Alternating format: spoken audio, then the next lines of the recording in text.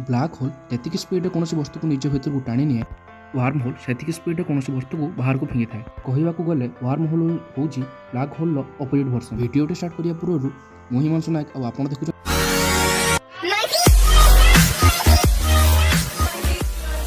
Worm hole बा white hole कौन वस्तु को लाइट स्पीड ठार अधिक स्पीड रे बाहर को फोड़ी थाए।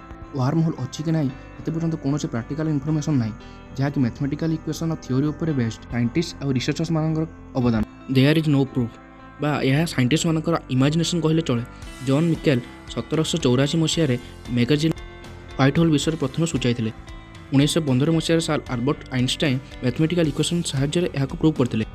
रशियन कस्मोलॉजिस्ट इगोर नोविकोव 1964 मसीह व्हाइट होल बा वार्म होल वास्तव में अच्छी बोली मत देते।